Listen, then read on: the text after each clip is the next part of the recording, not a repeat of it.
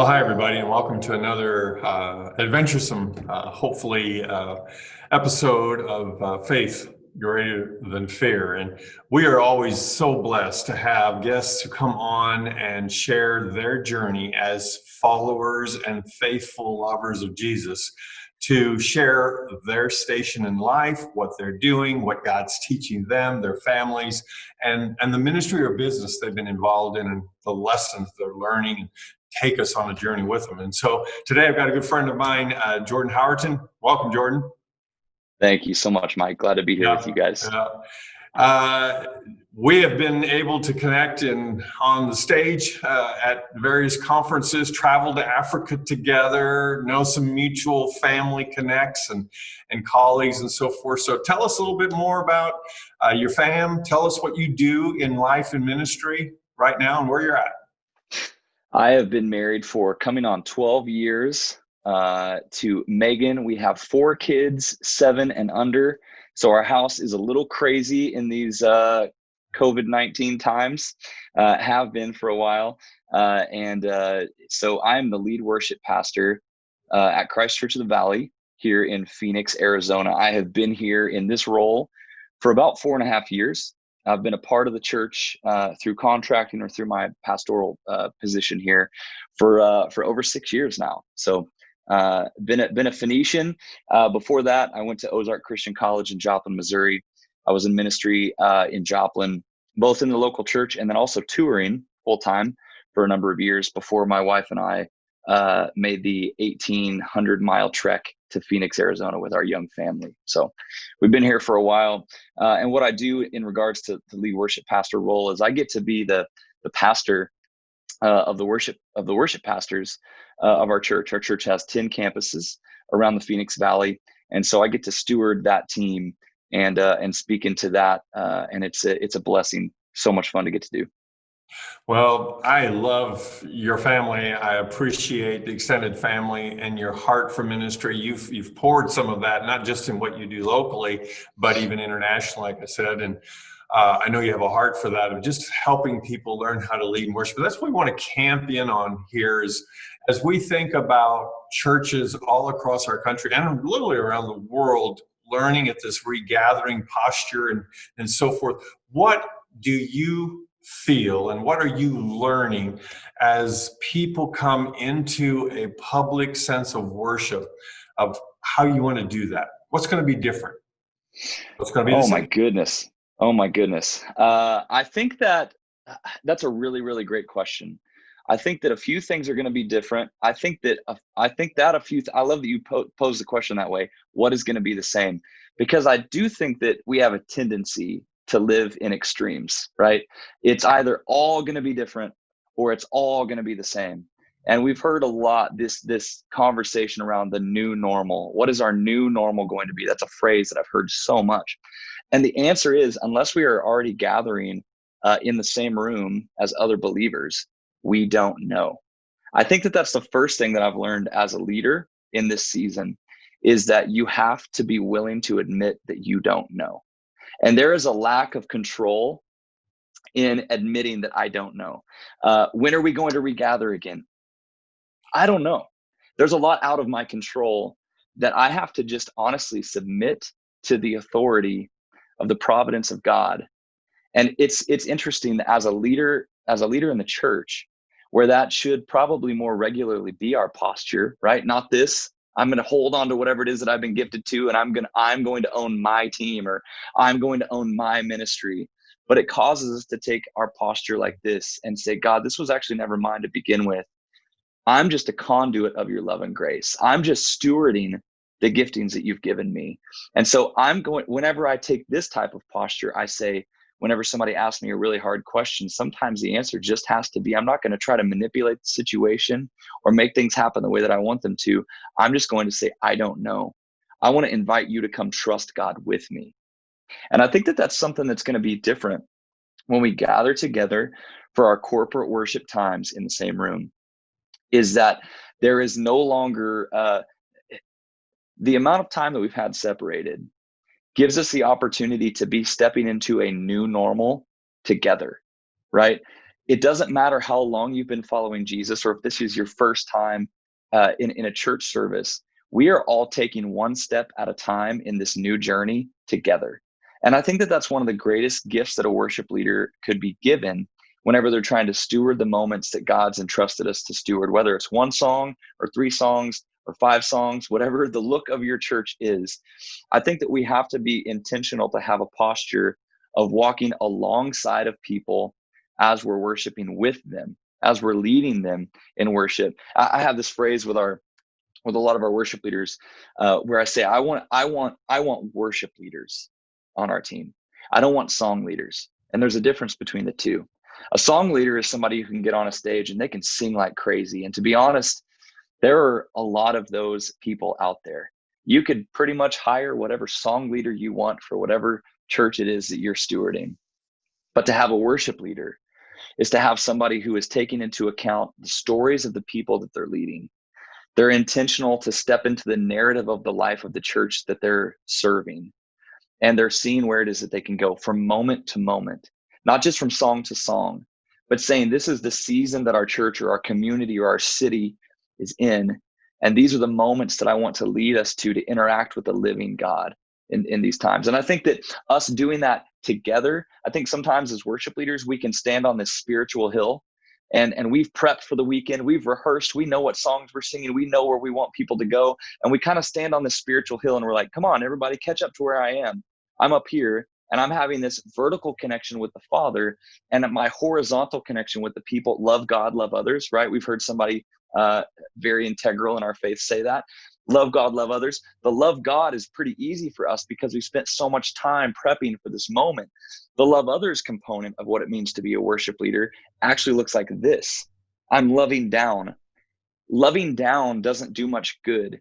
It's loving with others that does the life-changing leadership. And so instead of standing on a hill and asking people to catch up to where we are spiritually as we've prepared for the weekend, we humble ourselves and we say, I want to walk hand in hand up the hill together to seek and praise God for who he is.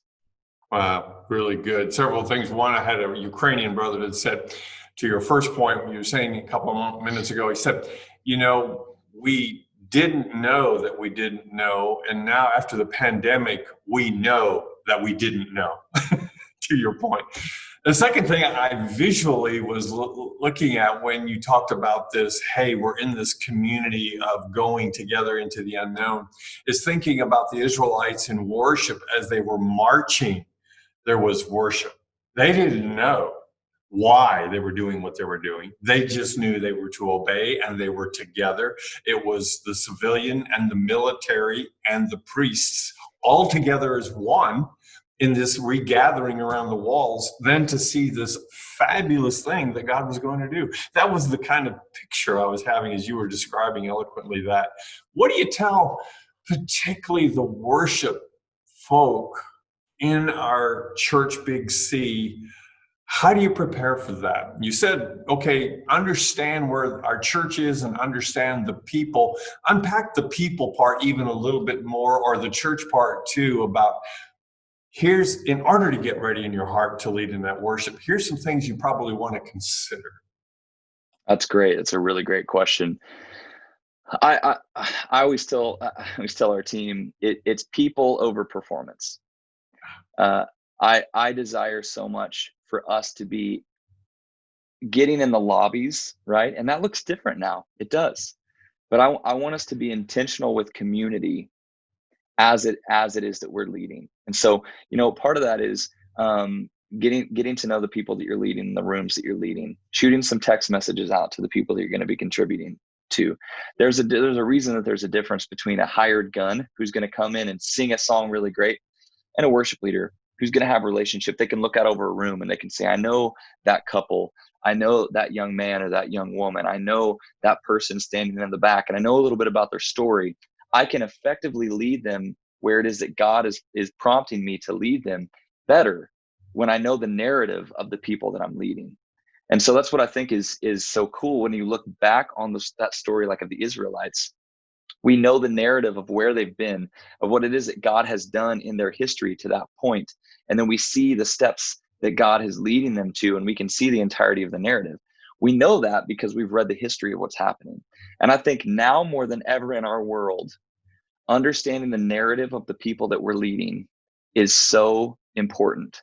We can't blindly stand on a stage and prompt people to go to a place that we're not willing to go ourselves as leaders. And I think that that's an important thing to keep in mind.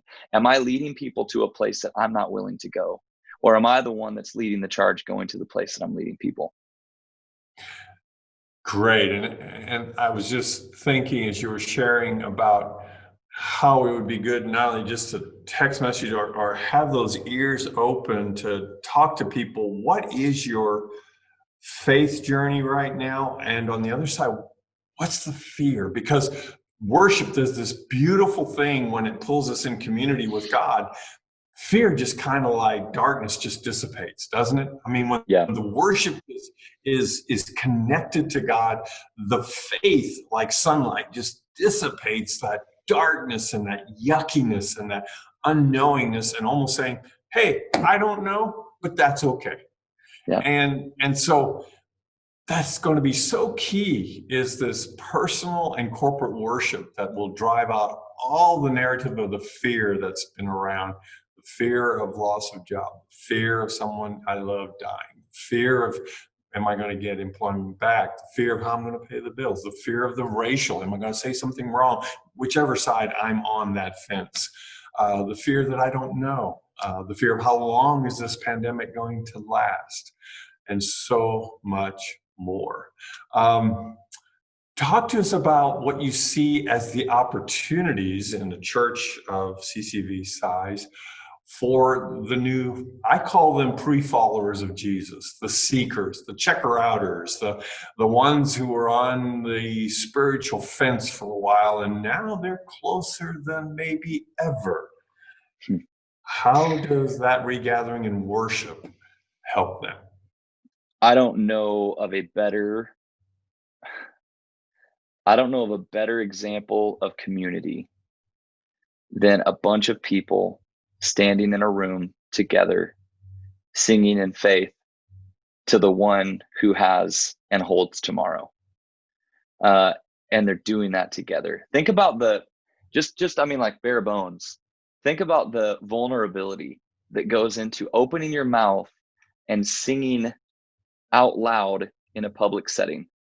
There are very few places that people would feel vulnerable enough to do that. One is probably in the shower or in the car by yourself, right? That's the level of vulnerability that we're talking about here. It's not singing in a public environment is not something that people are just going to get on the subway, get on the train, get in the Uber or the Lyft and just start singing out loud because they feel comfortable doing. There's a level of comfortability in a room of people, and it reminds you that you are not alone. There are people that stand with you and that stand for you.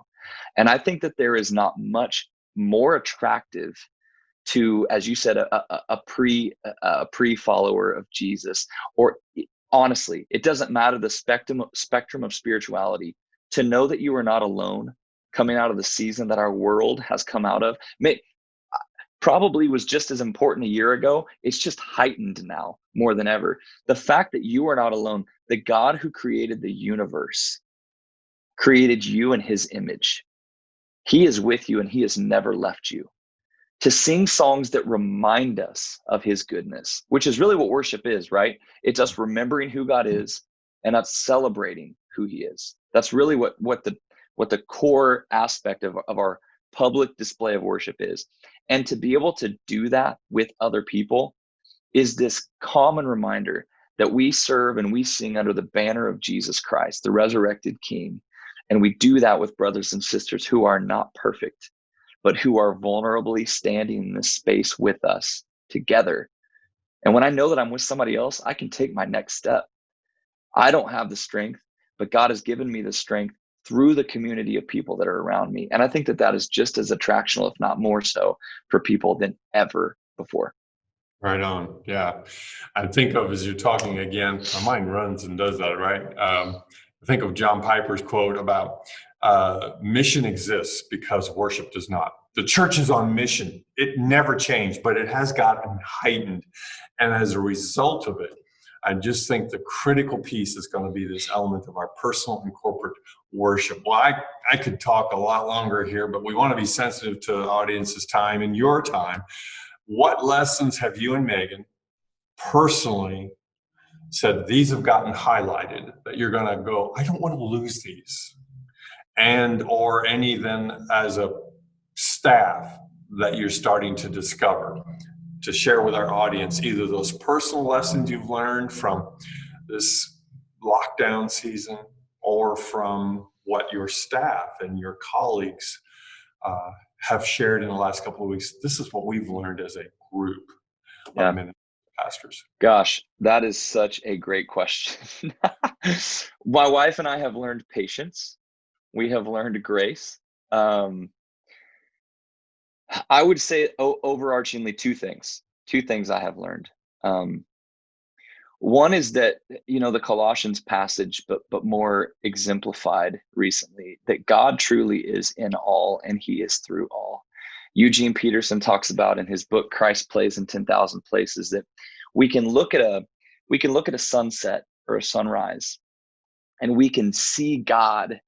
We can see the awe of God, right? The reverence of who God is in the sunrise and the sunset. It captures. I'm a big sunset fan. Like, I love a sunset. I'm the kind of person, I'm going to pull the car over through traffic, get on the side of the road, stand on my car and take a picture of a sunset because it was so beautiful. Like I love the sunset. And the connection that Eugene Peterson makes in that book is that the awe of God is not limited to his creation in a sunset. But if we truly believe what we say we believe, that God, the creator of the universe, the creator of the sunset, created humans in his image, then how much more so can we see the awe of God in human interaction if we're just still enough to see it?